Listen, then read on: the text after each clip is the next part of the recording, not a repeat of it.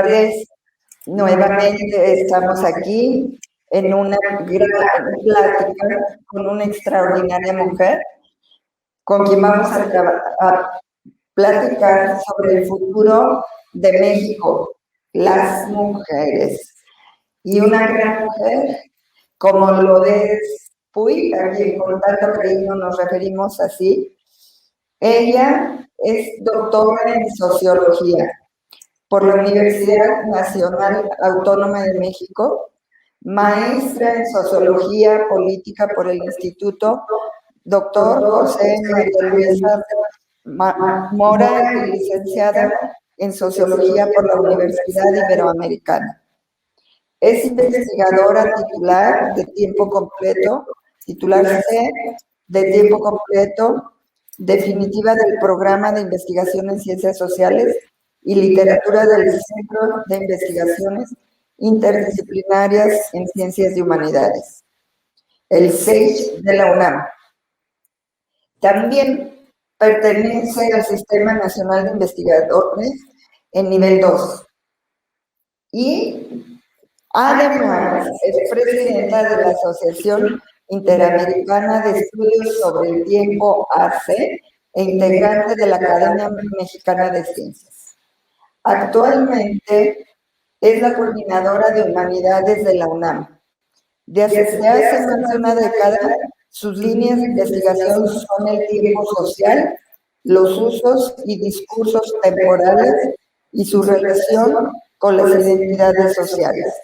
Recientemente ha incorporado a sus investigaciones el carácter temporal de los acontecimientos políticos. Ha impartido más de un centenar de cursos en México y en el extranjero sobre metodología de la investigación social y problemas del conocimiento en las ciencias sociales a nivel licenciatura y posgrado. Actualmente es coordinadora del Seminario de Estudios sobre el Tiempo, convocado por el Centro de Investigaciones Interdisciplinarias en Ciencias y Humanidades y el Centro de Estudios Teóricos y Multidisciplinarios en Ciencias Sociales. Entre sus principales publicaciones pueden mencionarse los libros que son publicados por Cronos y Kairos. Uno de ellos, Las formas del tiempo sociohistórico, Tiempos mexicanos. Es coordinadora además de los libros de Tiempo y Espacio, Miradas múltiples, El tiempo en las ciencias sociales y humanidades en el 2009, Contemporaneidad en el 2012, El futuro como esperanza en el 2018 y su más reciente obra, Las voces del tiempo, Diccionario de Citas del 2019. Es un gusto para mí presentarles a Puy. Bienvenida. A ver, ya hablé de ti, ya les presenté lo que has hecho y ahora nos gustaría, Lupita, que pues tú nos platicaras por ti misma lo que fue tu formación, lo que ha sido tu trabajo de formación, tu vida en México, cuando te fuiste allá y empezaste a trabajar y cómo llegaste a la parte de la investigación, a ser investigadora, además de docente. Cómo no, con mucho gusto. Bueno, no sé si se alcanzaron a escuchar mis disculpas. Si eso no sucedió, yo reitero estas disculpas y agradezco mucho a María Isabel, Maribel Llamas Andrade por esta amable invitación. Y también le agradezco por que yo le solicité y ella accedió muy amablemente a que quitáramos los sellos de partidos porque yo soy funcionaria pública y como tal soy coordinadora de humanidades, ya así lo hizo saber ella, de la UNAM, una universidad pública, laica, enorme, a la que amo muchísimo y bueno, digamos, es una universidad diversa, plural, en donde, por lo menos en este momento de campañas electorales, no nos parece adecuado, digamos, aparecer con logos de ningún partido. Y entonces yo le agradezco muchísimo que me haya dado esta oportunidad de estar aquí de esta manera más académica y en una charla entre amigas. Así Y es. bueno, soy de León, igual que tú, y yo vine a México en los años 70 a estudiar sociología. Pienso que muy influenciada por mi tío Salvador García Angulo, quien estudió sociología en Roma hace muchísimos años. Él fue sacerdote, después dejó el sacerdocio, y creo que ver su trabajo, escuchar cómo pensaba, me fue haciendo que yo me inclinara por la sociología. Dudé mucho si la sociología, si el periodismo, si la comunicación, y hoy me doy cuenta que pues uno no tiene una vocación como se creía antes, sino múltiples vocaciones, y que uno realmente puede desarrollarse en varios ámbitos, y yo lo he hecho en la sociología.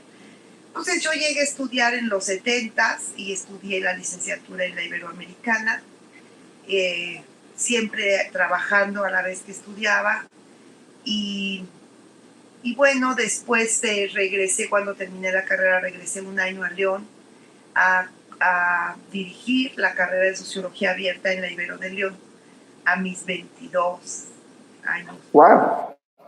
Sí, hoy 23. Bien chiquita. ¿Cómo es posible que me haya atrevido a hacer eso? Y nada, pues la inocencia, bueno, me atreví, y ahí fue un gran aprendizaje para mí, porque al ser una carrera abierta, tuve alumnas y alumnos mayores, no habían hecho ninguno de mi edad, y entonces yo era como una niña coordinando. No es que yo daba las materias, pero yo coordinaba a los profesores que yo tuve, y venían a León y daban clases los sábados, porque era, bueno, abierta, pero los sábados había clases y talleres. Y yo era una facilitadora, más que una docente o una intelectual, yo era una facilitadora del trabajo. Y me acuerdo que había muchos médicos, algunos de ellos muy connotados, que se metieron a estudiar sociología, les gustó, y lo hacían con mucho interés y con mucho entusiasmo. Después regresé a México, solo estuve un año por allá, y entré a trabajar a lo que entonces era la SAO. Allí conocí al que hoy es mi esposo y nos casamos. Tuve un hijo, Daniel, que tiene 39 años. Y entonces yo me vi de pronto joven, con un niño en brazos y con muchas ganas de seguir haciendo cosas. Y surgió la posibilidad de estudiar una maestría. Y entonces yo hice una maestría en Sociología Política en el Instituto Mora. Soy de la primera generación de ese instituto. Y yo lo hice porque en ese momento así era mi vida, y pensé que tenía un niño pequeño, y pensé que podía ser más compatible y cuidar a un bebé que estudiar, que cuidar a un bebé y trabajar. Y así fue. Fueron muchas desveladas, desde luego, pero pues saqué la maestría, hice hermosas amistades en esa época y en ese lugar, y eso me abrió las puertas a la UNAM, que muy pronto salí de la maestría y tuve medio tiempo en la UNAM, en la Facultad de Ciencias Políticas y Sociales, como docente, y allí se me abrió el mundo. Realmente la UNAM es un nuevo mundo, es un mundo... no es como la canción Un Mundo Raro, aunque también... pues Sí. mundo es un gran mundo. Somos muchos miles. Somos muchos mundos, ¿no? Cada que abrimos una puerta, abrimos a un mundo. Exactamente, Maribel. Y entonces, pues, llegar allí, después de haber sido bueno, no quiero decir provinciana, pero León no era el mismo que es ahora. No, era más chiquititín. Nos conocíamos muchos más personas. Nos encontrábamos en la calle o en los lugares mucho más que ahora. Y entonces de pronto llegar a la UNAM y ver ese gran mundo donde cabemos todos, un mundo diverso, plural, interesante, pues me abrió esa puerta. Después, en el año 88, don Pablo González Casanova, quien fuera rector de la UNAM en los 70s y un hombre muy admirado para mí, sociólogo, autor de La democracia en México, un gran libro, y un hombre de una honestidad intelectual a prueba de todo, me invitó a trabajar al CEICH. Y me invitó a trabajar en un proyecto interesantísimo que se llamaba Biblioteca de las Entidades Federativas. En aquellos años 70, él ya decía que estaba muy centralizado todo en la Ciudad de México. Estaba muy centralizado el conocimiento y estaba muy centralizado el conocimiento del país. Y todo se veía desde acá, con los ojos del centro.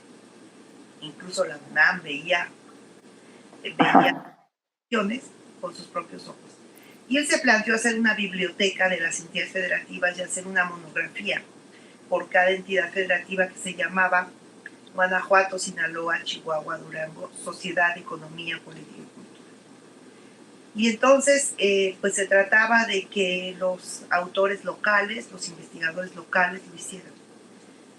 Me di a la tarea, trabajando en ese proyecto, de buscar quién hiciera el de Guanajuato. No encontré, y a quien encontré no aceptó. Y entonces me lo planteé como un reto para mí misma, y yo hice ese librito que se llama Guanajuato, sea Economía, Política y Cultura. Y conocí mucho el estado de aquellos años, y me dediqué por lo menos una década a trabajar sobre Guanajuato, sobre elecciones en Guanajuato, sobre el PAN en Guanajuato. Tengo algún par de trabajos de hace muchos años. Y bueno, me dediqué a eso algunos años, pero ya estaba yo en el Centro de Investigaciones Interdisciplinares en Ciencias y Humanidades, y desde allí trabajando y aprendiendo muchísimo de la UNAM y de mis compañeros y de mis maestros, y eso es pues un lujo, porque entonces resulta que uno llega a un lugar donde los autores que uno ha leído, uno los tiene enfrente muy a menudo, uno los saluda de mano, uno no dialoga con el libro, dialoga con los autores. Eso, qué padre, ¿no? Poder hablar con ellos y preguntarles lo que realmente quieres. Nova pues tenía unos amigos increíbles en el mundo, y venían porque él tenía una gran capacidad convocatoria.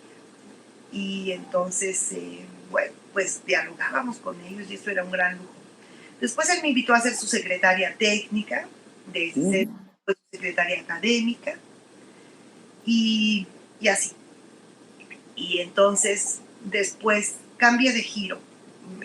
La vida me fue llevando por otros lugares, y dejé el tema de Guanajuato para dedicarme para el resto de mi vida, lo puedo decir con toda seguridad, desde entonces y para el resto de mi vida, al tema del tiempo social. Y entonces me metí a un doctorado también en la UNAM, y me doctoré con una tesis sobre el tiempo social. Y me he dedicado a eso, pero también, y esta es parte pues de mi historia reciente, vinieron después otros derroteros, otras oportunidades.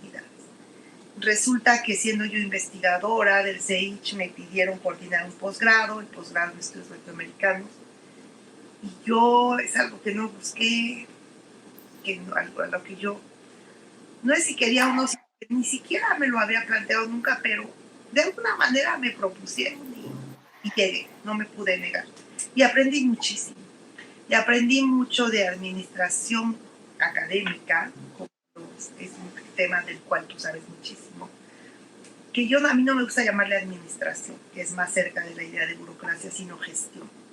Porque la gestión no es solo una gestión de salones, clases y horarios y profesores, es una gestión intelectual, de un proyecto intelectual. Y entonces uno se compromete con un proyecto intelectual, y entonces es un posgrado riquísimo, interdisciplinario, donde los estudiantes, muchos extranjeros, el mayor número de extranjeros en la UNAM está en ese posgrado, de extranjeros en los posgrados, colombianos, chilenos, argentinos, coreanos, alemanes, italianos. Estudian literatura, filosofía, sociología desde la perspectiva latinoamericana, o sociología latinoamericana, literatura latinoamericana. Aprendí muchísimo, me gustó mucho, y me descubrí buena para eso. Descubrí pues que sí, no lo niego, tengo como un talento para conciliar, hacer gestión, vincularme con comunidades, con profesores, con alumnos. Y creo que me fue bien y lo disfruté. Y bueno, de allí regresé a mi centro, al CEICH, a mi cubículo, y muy pronto a la dirección del CEICH. Entonces estuve en la dirección del CEICH casi 4 años, muy contenta, con mucho entusiasmo del Centro de Investigaciones Interdisciplinarias en Ciencias y Humanidades, mi casa, en el cual soy investigadora. Y estaba yo en esas, pues haciendo investigación, descansando un poco de haber hecho gestión, porque es más tranquilo ser solo investigador y profesor. Cuando me llamó el rector para pedirme que fuera coordinadora de humanidades, que es algo que nunca busqué, que es algo que nunca imaginé. Y bueno, pues llevo ya un poquito más de un año allí, casi todo ha sido pandemia. He trabajado a distancia. Wow.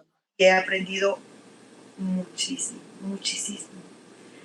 El subsistema de humanidades, paralelo al subsistema de la investigación científica en UNAM, congrega a todos los institutos, centros, programas y unidades de investigación en ciencias sociales y en humanidades.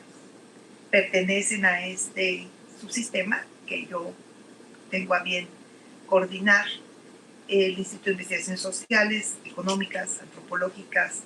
Me ahorro instituto de, y digo, antropológicas, históricas, filológicas, bibliográficas, bibliotecas. ¿Cuántos estudiantes hay en la coordinación? Hay estudiantes. La UNAM tiene un sistema muy interesante en donde tiene el sistema de investigación coordinado por las dos coordinaciones, la de investigación en humanidades y la de investigación en ciencias. Y luego tiene cualquier cantidad de posgrados. Bueno, tiene muchas carreras de licenciatura y cada año abre más. Por ejemplo, el año pasado, la Facultad de Ciencias de la Tierra, que aloja las carreras de las nuevas carreras. Siempre están. Y entonces hay facultades y hay escuelas y hay sedes foráneas como la ENES León, la Escuela Nacional de Estudios Superiores de León, que también tiene carreras. Y en los posgrados tiene una formulación muy interesante porque los posgrados no dependen de una facultad o de una escuela, sino de un conjunto de instituciones, de dependencias, en las cuales hay siempre facultades, escuelas, institutos, centros. Así, por ejemplo, hay una maestría en educación media superior, la MADES, que articula, se debe volver loca su coordinadora o su coordinador, articula 15 dependencias. 15. Están conformadas por 13. Se acaba de crear el último posgrado en crearse fue el posgrado en estudios de género. Participan de él la Facultad de Filosofía y Letras, el centro al que yo pertenezco de investigaciones interdisciplinarias, el Centro Regional de Investigaciones Multidisciplinarias y el Centro, el CRIM, el CEICH, No, pues son muchas. Muy completo. Hay los investigadores, damos clases en los posgrados, tenemos tutoriados, también damos clases en la licenciatura, pero los posgrados están conformados así, tienen un comité académico en donde hay representación de los integrantes, de los, vamos a decir, quienes cobijan institucionalmente en su articulación a un posgrado. Hay algunos con 5, con 6, con 7, con 3, con 2 entidades participantes. Y además, y otra cosa, que eso es otra cosa muy interesante, los alumnos del UNAM que estudian cualquier carrera, cualquier posgrado, pueden tomar clases en otro posgrado. Entonces, un estudiante de geografía, de la maestría o el doctorado en geografía, puede venir a tomar una clase en el posgrado de estudios latinoamericanos.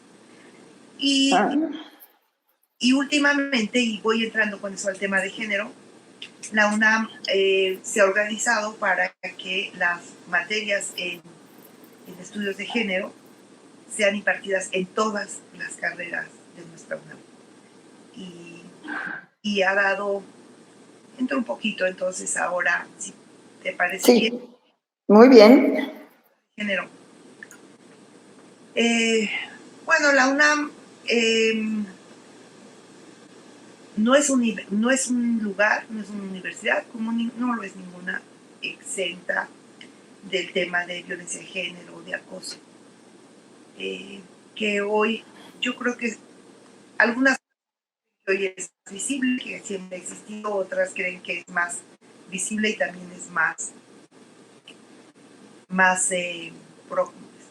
que se ha ampliado, que se ha profundizado, que es más grande el problema. Yo creo que son las dos cosas. Sí, yo también. De problemas de acoso, de violencia, pero se ha dado a la tarea de atenderlos.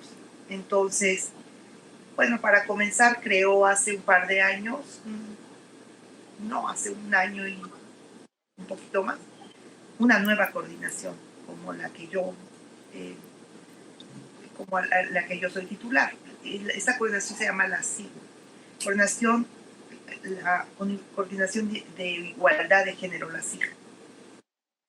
Y esa coordinación tiene a su cargo articular y coordinar todos los esfuerzos en materia de género, no solo en términos de legislación. Cuando se creó ya existía un protocolo de atención a la violencia de género, sino también en términos de lo que más importa, que es la prevención, que es cómo analizar cómo llegar a este lugar, a este momento, y desmontarlo hacia atrás. Y ahí la UNAM está haciendo un trabajo que a lo mejor todavía no es suficiente, pero está en ese camino a muchos niveles. Por ejemplo, se crea la Coordinación de Igualdad de Género y es curso obligatorio, así por Zoom como estamos ahora, bueno, en pantalla, por todos los funcionarios de la UNAM, obligados. Curso obligatorio, todos los directores, todas las directoras. Para saber cómo actuar. No solo eso, sino muy completo sobre qué es el feminismo. Es tres sesiones sobre masculinidades con los mejores expositores. Lo abre Rita Segato, está Marcela Lagarde, está Marta Lamas, están grandes intelectuales y también grandes intelectuales en materia de masculinidad. Entonces, nos enseñan y nos sensibilizan. Tal vez para ti, para mí, es más frecuente escuchar o estar más cerca del tema de género. Pero algunos colegas, si bien con miradas muy amplias, muy abiertas, muy interesantes, no les es familiar. No, fíjate que no, pareciera que todo el mundo sabe, pero la realidad no. Hay mucha gente que o no le ha interesado y solo lo oye como oír hablar de, no sé, de fútbol y nunca interesarse en el fútbol y no lo trascendente que es entender que esta visión feminista o esta visión de género lo que requiere es que todos lo conozcan, ¿no? Para que podamos entendernos desde otro ángulo. Yo he estado queriendo promover, cuando estuve trabajando en una escuela, llevar, y sigo con esa idea de intentarlo, que la educación tenga perspectiva de género desde el kinder, pero los mismos maestros, maestras, no tienen claro qué es la perspectiva de género, ni qué es esto de la igualdad, la equidad, y hay que empezar con ellos. Entonces yo creo que lo que está haciendo la UNAM es un gran esfuerzo, porque además pues es una ciudad. Sí, sí. Y entonces, de pronto, tener enfrente a una intelectual, a un profesor, que te desmonta el tema de las masculinidades y del mandato de las masculinidades para decirnos que las víctimas no solo somos las mujeres, que las primeras víctimas son los hombres, que deben su vida a un mandato que no está escrito, pero es que está escrito en el cerebro, en el corazón, en el hígado, en la cultura, en las familias, en el ADN. sociedad, que obliga a los hombres a ser viriles, valientes, a no llorar, a ser fuertes, a hacer bullying del otro, a ser bulleados, a no llorar, a, en fin. Sí, sí, yo creo que pareciera que es un asunto de mujeres, pero cada vez va quedando más claro que es asunto de todos, que los hombres también pierden y pierden mucho, cuando se van dando cuenta de lo que pierden. Exactamente. Entonces, bueno, pues es de pronto un descubrimiento interesantísimo y entonces donde uno dice, bueno, es que los hombres, ahora sí que como la telenovela de los ricos también lloran, los hombres también lloran, también sufren de ser víctimas de ese mandato. Y las mujeres tenemos también que saber cómo reproducimos, aún en el lenguaje, sin querer, códigos aprendidos. Y los niños nos enseñan muchísimo sobre eso. Mi nieto Lucas, a sus 3 años, ahora va a cumplir 7, me dijo un día, le dije, alístate, ya vienen por ti tus papás. Y me dijo, yo no tengo papás, tengo papá y mamá. Y me di cuenta cómo, por ahorrarme una palabra, yo usaba, vienen tus papás. Y entonces me dijo, tengo papá y mamá, y aproveché de decirle, sí, y hay niños que tienen papá y papá, o mamá y mamá, porque las familias son de muchos modos. La mayoría tienen papá y mamá, pero hay otros que sí, me dijo, ya lo sabía. Y ahí aprendí a decirle, ya viene tu papá y tu mamá, o tu mamá y tu papá. Y bueno, los niños no son naturalmente machos, No. racistas, no son clasistas. Seguramente tú has visto, y también quienes seguro estén siguiendo, esos videos fabulosos donde a un niño se le pide que le pegue a una niña y el niño dice, no, yo no le puedo pegar. Así es. Los niños se les dan unos muñecos de colores, muñecos negros, blancos, rubios, y algunos ya de cierta edad escogen el rubio porque es más bonito, porque así les han enseñado, pero a otra edad ellos no tienen registro de racismo, ¿no? Y entonces se lenguaje y se envía como mensaje en las familias a los hijos y a las hijas, el trato diferente, ¿no? Que antes era más claro, ¿no? Las hijas lavaban platos, entraban a hacer tareas domésticas, se les enseñaba a cocinar. Cuando yo era niña se decía, los hombres en la cocina huelen a caca de gallina. Así es. Yo también oí eso mucho cuando estaba joven. O sea, no tenían nada que hacer aquí, ¿no? Eso ha ido, no veías un hombre cambiando un pañal o estas cosas, sí, cambiando, pero no basta. Hay que ir a los temas más sutiles, ¿no? En donde las mujeres se tendrían que empoderar desde niñas. Y te admiraría saber algunas estadísticas y al público que nos sigue muy interesantes, que las tengo por aquí, solo las voy a mencionar, no se las voy a, no los voy a, pero en el año 2017-2018, la inscripción en la educación básica, primaria, fue exactamente la misma para hombres y mujeres. En la media superior ya hay piquito menos de mujeres, 80%, 80 contra 76 de hombres y mujeres. No son porcentajes, son tasas brutas de matriculación. Y en la educación superior, 29.6 de tasa de matriculación de hombres, 29.2 de mujeres. Estamos iguales en el acceso a la educación. Puedes no tener acceso a la población a la educación, no es todavía un derecho universal la educación superior en este país. Ajá. No todos tenemos acceso porque es muy cara la educación privada y porque la pública no alcanza, pero ese es otro tema. Los que entran igual hombres y mujeres, entran parejo. Sin embargo, después en la población, en el posgrado, por ejemplo,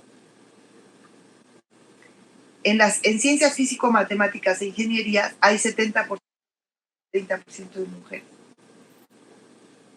Diferente cerebro, mayor capacidad de los hombres para las ciencias físico-matemáticas. Para nada. Es como algo que les han metido, ¿no? Que eso es de hombres, no de mujeres, o no se animan. Ingeniería mecánica eléctrica. ¿Cuántas mujeres crees que hay por cada 100 hombres en ingeniería mecánica eléctrica? Pues 20, 9. Y en cambio en pedagogía, Madre mía. por cada 100 hombres, ¿cuántas mujeres? Pues 110. En pedagogía. Ahí muchas mujeres, no así. Entonces, algo sucede en donde estamos parejos, entramos parejos, pero luego la diversificación por género es particularmente notable la diferencia en las ciencias duras, ciencias físico-matemáticas, o en las blandas, como la pedagogía, que hay un hombre por cada 5 mujeres, ¿no? Mientras en el otro hay una mujer por cada 9 hombres, ¿no? Una mujer, porque ¿tú cómo ves estos datos que nos estás dando? No sé si parte del trabajo que están haciendo en la universidad, además de prevenir que haya violencia, que la gente entienda, están promoviendo en la UNAM, o tú estás en algún proyecto, sabes de algún proyecto que promueva que más mujeres entren a la ciencia. Hay proyectos, no tengo ahorita sus nombres, hay proyectos a nivel mundial y la propia UNAM tiene algunos que promueven que las niñas y las adolescentes se acerquen a la ciencia y tengan intereses científicos y les resulte divertido y les resulte interesante desde niñas acceder a las tareas científicas. La UNAM hoy tiene una directora de la Facultad de Ciencias, una directora de la Facultad de de Ingeniería. Directora. De la Facultad de Ingeniería. La UNAM tiene muchas mujeres en puestos directivos, pero entre más altos hay menos mujeres. El Sistema Nacional de Investigadores tiene en 2017, hace algunos poquitos años, tiene 36.6% de mujeres contra 63% de hombres. Pero esta diferencia se amplía conforme se sube en el nivel hasta llegar al investigador nacional, el nivel 3, que es el más alto, donde solo tenemos 21% de mujeres, 78% de hombres. Entonces, ya en ese nivel, conforme se avanza, y eso es lo que se llama el techo de cristal, se va diferenciando. Entonces hay que hacer acciones afirmativas desde muy temprano. Hay que hacerlo desde el kinder, pero también hay que hacerlo en las familias, no solamente con intentar que las escuelas suplan lo que en casa no se está dando, que es, yo creo que no es que tú creas que vas a empoderar a las mujeres, como es soberbio decir yo voy a empoderar a alguien, o yo voy a enseñarle, o voy a concientizar, voy a capacitar. No. Tú dale las herramientas, tú dale el escenario, tú dale el espacio, tú dale las condiciones de empoderamiento. Yo creo que en esto tienes mucha razón, y para quienes nos acompañan, yo creo que es fundamental, ¿no? No se trata de que alguien diga yo como varita mágica voy a hacer que suceda. Quienes estamos interesados en el acercamiento a la igualdad entre hombres y mujeres es ayudar a generar las condiciones, porque las mujeres solitas nos empoderamos. Ya, a mí me encantó cuando arrancas la conversación al decir, no sé cómo me atreví, pero a los 22 años yo dirigí en León una educación a distancia, ¿no? Un posgrado, una carrera. O sea, lo que primero tenemos que hacer es atrevernos y creérnosla que podemos hacerlo, y eso sale de uno mismo y de las condiciones que tengamos para poder hacerlo. Y lo que ahorita dices sobre acciones afirmativas en las escuelas con las familias, lo interesante es empezar al parejo, porque luego pasa también al revés, que hay familias con un esquema más hacia la perspectiva de género, a la igualdad de género, y llegan a la escuela y la escuela es totalmente cerrada. Entonces el niño se encuentra como que, bueno, ¿a quién le hago caso? Entonces yo creo que el trabajo debe de ser en los dos sentidos, el de ir abriendo los ojos finalmente y que las personas tomen la decisión por encontrar algo valioso en esta nueva manera de relacionarse. Sí, desde luego, tenemos que hacer trabajo en todos los lugares, en todas partes, en todos los niveles. Por ejemplo, hay una colega en el SEICH que trabaja comunicación y género, que ha mostrado la terrible desigualdad de género que se expresa en el periodismo. Sí. La manera en que son presentadas y tratadas las mujeres, sino el lugar que tienen en términos hasta cuantitativos de porcentajes de notas o de cuáles son las periodistas mujeres y qué lugar se les da, etcétera, etcétera. O sea, en cada dimensión de la vida tú lo vas a ver. En cada dimensión de la vida vas a encontrar que esto se reproduce y que entonces lo que tenemos que hacer es no comenzar de cero, sino comenzar, hemos avanzado camino, yo creo, pero no hay que cruzarse de brazos y hay que empezar cada vez más temprano. A la UNAM pues le toca empezar en las prepas, pero preparar tal vez a sus pedagogos para que inicien esta sensibilización más pronto y tengamos pronto, y no solo de género, mira, yo diría que hay 3 temas por lo menos donde se tendría, o 4, donde se tendría que tener una acción pedagógica afirmativa desde el kinder. Y no en términos de generar grandes conocedores, ni a los profesores, ni a los niños, mucho menos, sino algo que yo llamaría sensibilización en materia de. Uno es el género. Que un niño de 3 años, de 4, de 5, de 6, no vea normal burlarse de la compañerita o que la compañerita sea quien en la hora del juego sea la que sirve. Exacto. Etcétera. Que eso se vaya, que logremos ir desmontando eso en casa, en la escuela, etcétera. Uno es el género. Otra es la sensibilización en términos del clasismo y del racismo que permea tan fuertemente a esta sociedad mexicana. Que no permitamos más expresiones racistas o expresiones clasistas. Vamos a ganar mucho con eso. El otro es sensibilizar en materia de conocimiento interdisciplinario y entonces abrir desde muy pronto el panorama de que los fenómenos no pueden ser comprendidos solo desde la sociología o solo desde la medicina o solo desde la física, sino que hacen falta muchas miradas. Y ahí ya le abres a los niños y a las niñas un panorama de interés temprano por la ciencia, o por cualquier ciencia, o por la inteligencia.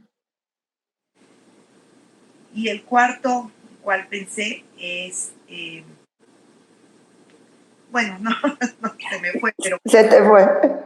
Pero una de las maneras de esta sensibilización, y es que tendría que ser obligatorio. Nosotros tenemos en la UNAM, además de nuestras prepas, tenemos cientos de preparatorias incorporadas a la UNAM. Así. Avala los estudios de esas escuelas. Y les da talleres a veces y hay un día que se dedica a la interdisciplina y la UNAM interviene. Y ese día no hay clases y los maestros de todas las prepas y CCHs incorporados a la UNAM dedican ese día a el conocimiento de lo que es la interdisciplina. No se van a volver expertos, no van a escribir un libro, pero van a estar abiertos a transmitir a sus alumnos de prepa, en este caso, es una buena manera de mirarlas. Que la mirada interdisciplinaria es una buena manera. Bueno, si instaláramos en las prepas incorporadas y en las de la UNAM y en las prepas del país y en las primarias y en las secundarias y en las primarias, un día del género, que no sea solo palomita, ya cumplió, sino que sea un chapuzón para los maestros en la materia, en sensibilizarse. ¿De qué se trata? Que los logres mover del lugar, porque un poco la perspectiva de género no es un aprendizaje como otros, donde diga, bueno, yo aprendí sobre derecho y sé cuáles son los principales temas constitucionales, o yo aprendí sobre sociología y sé cuáles son las principales tradiciones sociológicas, o yo aprendí sobre psicología y sé un poco de conductismo y del psicoanálisis. Lo que tú quieras y gustes. No, aquí no es un aprendizaje de este tipo. Aquí es una sensibilización que implica moverse del lugar para mirar las cosas desde otra perspectiva, porque el género es transversal a todo. Entonces, es como mirar con nuevos ojos, con mirada de género. No es un tema a incorporar o una variable. No, yo creo que hace rato que decías que no se puede hacer con varita, esta es la razón para mí, ¿no? Porque es cambiar la manera como ves las cosas y por lo tanto, al momento que dices te mueves del lugar, cambian tus conductas. Es renunciar a conductas, es reaprender nuevas conductas y entre más chicos lo hagan, menos tendrán que reaprender y más normal será como parte integral de educación, como decíamos al principio, estará en su ADN esta nueva manera de relacionarse. Entre más chicos se haga. Y si no se hizo con los chicos, pues con los medianos, y si no con los muchachos en la universidad. Claro, por supuesto. Yo creo que todo esto que nos has dicho, que me parece muy, aquí hice algunas anotaciones de generar el Día del Género para realmente meternos, es una buena propuesta para las escuelas, es una buena propuesta incluso para las familias, un día de realmente ver cómo enriquecer a nuestra familia desde otra perspectiva, con algunas acciones afirmativas que me encantan, porque lo podemos hacer en casa. Podemos en casa disponer que haya una relación interdisciplinaria, que tú a tu hijo no todo se lo enfoques con mirada masculina de acuerdo al machismo, sino que los dejes ser, descubrir todo lo que tienen alrededor, que lo experimenten. Puedes desmontar estereotipos también desde casa, puedes desmontar expresiones clasistas, o sea, no solo a las escuelas. Me parece que estas acciones afirmativas que nos compartes, a todos quienes nos están escuchando, lo podemos hacer desde nuestra casa. Y esto va a generar un futuro para México diferente. ¿Y por qué las mujeres? Porque entonces la relación de hombres y mujeres, soltando lo que perdemos como mujeres y lo que pierden los hombres en un patriarcado, se vuelve en un futuro de México. Y las mujeres tienen más que ganar porque son las que han sido más limitadas dentro de estas formas machistas. No sé qué piensas tú. Desde luego, creo que no es que está todo por hacer, se ha avanzado, pero hay mucho por hacer y hay que hacerlo no dando palos de ciego, sino con método, ¿no? Exacto. En las escuelas, en las familias, en las casas, y hay que mirar realmente el efecto de estas acciones afirmativas. Pero sobre todo, creo que no es, como yo te decía, un ingrediente más que le pones a la receta, ¿no? Género o esta lleva chocolate, no. Es que es una nueva mirada para mirar el mundo y mirarlo con ojos de género, con perspectiva de género, para descubrir que en el lenguaje, en los comportamientos, en las actitudes, en las carreras que elegimos, en las formas como nos conducimos, en los puestos a los que accedemos, hay mirada de género, hay perspectiva de género o no la hay, y hay impedimentos por motivos de ser mujer o de ser hombre. Ya ahorita como al cierre, cerrando ya esta plática, que aquí nos podríamos quedar un buen rato porque estás tocando temas que me apasionan y que estoy segura que quienes nos escuchan estarán como, van a querer saber más. A mí, ¿sabes qué sensación me da? Mi experiencia al entrar y entender el mundo con perspectiva de género fue algo parecido quizá a lo que tú dijiste al llegar a la UNAM. Era un mundo nuevo en mi mismo mundo. Y ¿sabes qué? Fue un mundo más rico para mí, pero no solo para mí, sino para mi familia y mi entorno.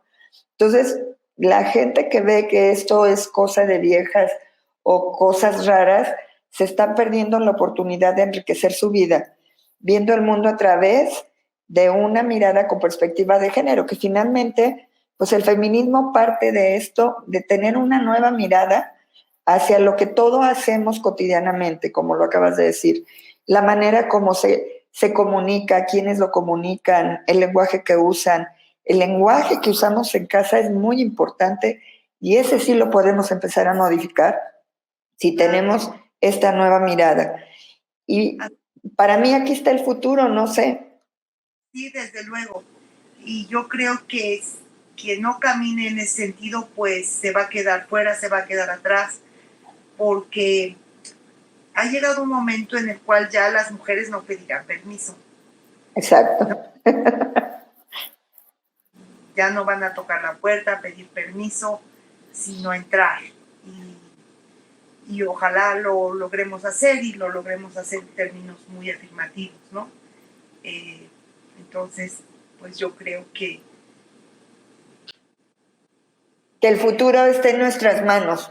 Las mujeres tenemos la manera de decidir cómo, porque lo dices bien, no vamos ya a pedir permiso, pero el modo como abramos la puerta, el modo como caminemos, esta nueva manera de ver el mundo y el camino que vayamos haciendo, le puede dar un futuro y una riqueza a las personas, a las mujeres y al país en general.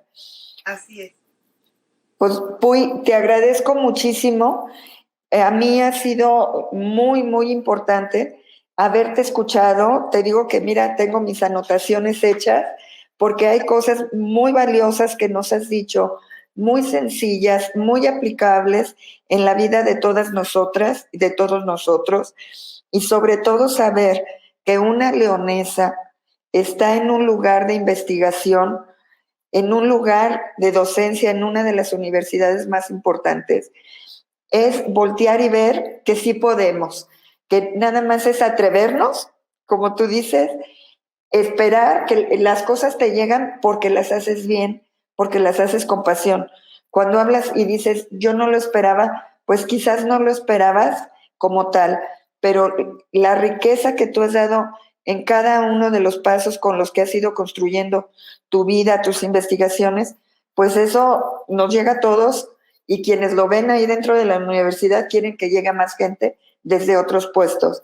Te felicito por todo el trabajo que has hecho, por ser una leonesa y bueno, cabe decir, mi familiar.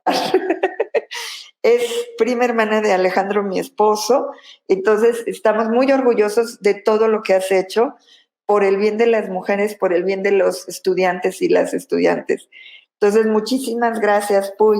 Si quisieras decir algo para despedirnos de quienes nos escuchan y nos ven. Lo que tenemos que hacer es tomarnos unas cucharadas diarias de si puedo, si se puede, porque parte de nuestra forma de ser mujeres es que nos hemos tragado muchas cápsulas de no puedo.